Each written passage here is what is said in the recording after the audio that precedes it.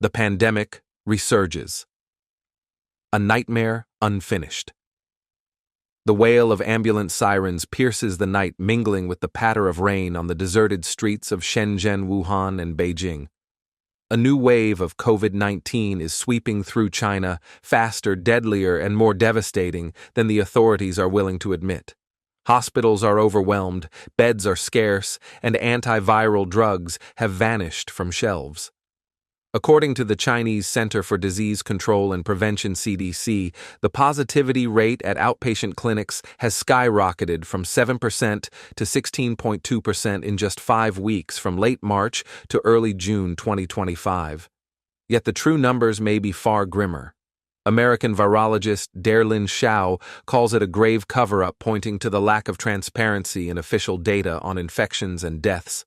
In Shenzhen, reports of sudden deaths are rising, particularly among the young, healthy individuals collapsing without warning. In Yunnan, a local resident named Zhang shares, "Graveyard plot prices have soared past 10,000 yuan.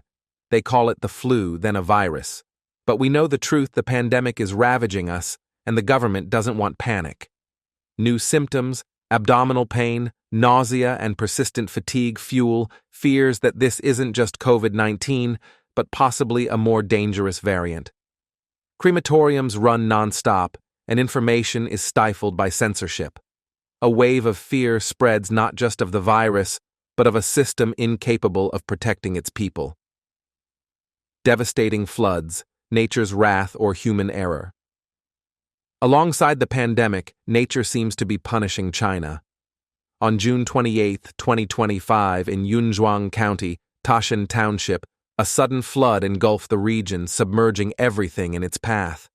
Bridge A at Namo An was overrun by floodwaters, and within minutes, water levels rose 3 to 4 meters, sweeping away vehicles and swallowing homes.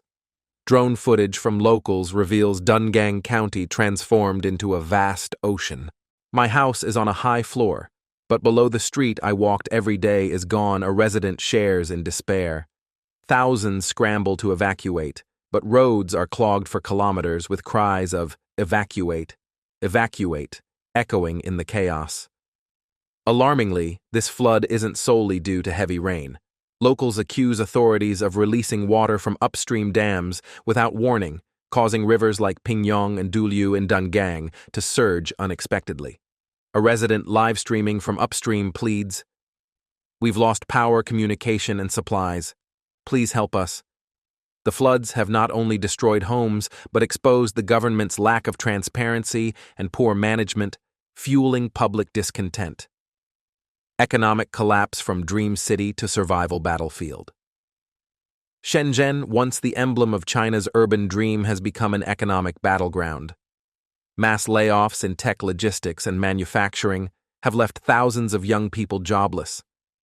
A former employee of Meituan, a major delivery platform, recounts, "In the morning, I held my employee badge. By afternoon, I left with a plastic bag. Companies like Alibaba JD and live streaming studios are slashing jobs ruthlessly, leaving young workers adrift. Factory output in Shenzhen has dropped 20% compared to 2 years ago, with factory capacity utilization falling below 75%, a red flag for an export-dependent economy. But the impact goes beyond numbers. Under the overpasses of Longgang, dozens of young workers sleep on cardboard, unable to afford 15 yuan for a hostel bed.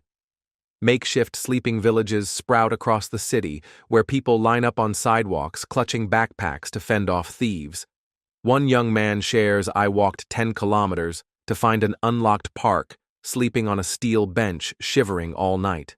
Shenzhen, once a promised land, is now a place where survival hinges on luck. The dream of urban prosperity has shattered, and for many, hope is a luxury. Supermarkets and the fight for survival, when bargains are the last hope. Amid economic decline, supermarkets have become arenas of survival. Aldi, dubbed the poor man's supermarket, sees thousands crowding Yuanyang Square in Wuhan to snatch up discounted goods. In just 37 minutes, Swiss rolls priced at 9.9 yuan sell out and 6,000 kilograms of bananas vanish in a day. Locals joke that queuing at Aldi feels like fighting for a train ticket during the Lunar New Year, but behind the humor lies a painful truth. People aren't shopping for pleasure, they're shopping to survive. Major chains like Yonghui shuttered over 120 stores in the first half of 2024. Carrefour has nearly vanished from big cities, and Walmart has scaled back. Even Sam's Club, a symbol of middle-class aspiration, is losing customers due to high membership fees and hidden costs. Meanwhile, online platforms like Pinduoduo and Taobao dominate with low prices and fast delivery. Aldi thrives by cutting costs and maintaining a transparent supply chain, offering lettuce at 2 yuan per kilogram and high-quality Australian beef at bargain prices. Yet as one social media user writes, "If we're fighting over cheap sanitary pads today, will we be fighting for food tomorrow?" The question reflects a deep anxiety about an uncertain future. Mental health crisis, a generation's resignation. China's youth, once nurtured by promises of a bright future, now face an existential crisis. The official urban unemployment rate is 5.4%, but many believe the real figure is much higher. In 2025, 12.2 million new graduates enter a cutthroat job market, intensifying competition. Young people with degrees from prestigious universities take underqualified jobs like delivery or edgy live streaming provocative content for quick cash. A young woman in Hunan confesses, "I'd rather starve than do edgy live streaming. But after a year of unemployment, I dance harder than anyone." Others join drug trials for money, risking their health. "I have a computer science degree but can't afford instant noodles," says a former software tester in Shenzhen. Loneliness has become its own epidemic as urban life isolates and social networks fray. A viral Weibo post reads, "Shenzhen is the only place where you stand in a crowd and feel invisible. Depression, anxiety, and aimlessness are rising, but mental health services are virtually non-existent." For many, the Chinese urban dream is dead, and they give up returning to hometowns as full-time grandkids or scraping by in precarious jobs. Marriage market chaos, social pressure and imbalance. Amid economic and pandemic turmoil, China's marriage market is in disarray. A gender imbalance, 32.4 million more men than women, puts immense pressure on young men, especially in rural areas. Sky-high bride prices and expectations of homes and cars make marriage unattainable for many. Meanwhile, foreign women from Russia, Ukraine, and Southeast Asia enter the dating scene, attracting Chinese men with fewer demands and open attitudes. Lena, a Russian model in Haiku, says, "I don't need a bride price, just a hard-working, caring man." Stories like Yulia, a Ukrainian woman married to a devoted Chinese husband, spark debate. Some Chinese women fear foreign brides are disrupting the marriage market, while rural men see them as a way to escape financial burdens. A 35-year-old Shanghai woman laments, "I rejected suitors because they didn't meet my 300,000 yuan bride price standard. Now I'm alone with no prospects." This competition reflects not just economic strain, but a fracturing social contract as people lose faith in the system and seek new values.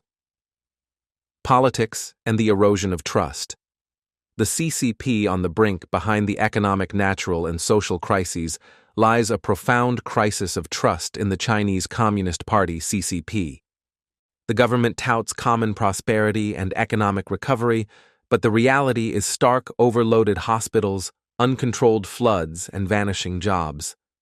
Government interventions like business subsidies or job fairs are inadequate. Many offered jobs are temporary, low-paying, and reserved for local hukou holders, excluding millions of migrant workers. The social safety net is frail with unemployment benefits hard to access and public housing non-existent. A delivery driver in Guangzhou says bitterly, "We work like parasites scraping by." But the CCP says we're living in prosperity. Where's the prosperity? Random acts of violence are rising and widespread discontent on social media signals growing unrest. Experts like George Magnus from Oxford University warn that youth desperation could lead to larger upheavals. As trust in the system collapses, the CCP faces a harsh question. How can it maintain power when the people have no hope? China in 2025 is a grim tableau where pandemics, floods, and economic crises intertwine, thrusting people into a brutal fight for survival. From overflowing hospitals to flooded streets in Dungong, from sleeping villages under Shenzhen's overpasses to empty supermarket shelves, everything reveals an overwhelmed system unable to cope. The people no longer believe in the promise of a radiant Chinese dream. They scramble for cheap sanitary pads, live-stream edgy content to pay debts, or marry foreign brides to ease financial burdens. While Shenzhen's skyline still glitters beneath it, lies an abandoned generation living in loneliness and despair. The question looms, is this merely a city's crisis or a sign of a broader collapse? If Shenzhen, China's crown jewel, cannot offer hope, what does that mean for the nation's future? As trust in the CCP crumbles, can the system endure? Share your thoughts in the comments. This isn't just China's story, it's a warning for us all about a world changing too fast, where dreams can vanish overnight.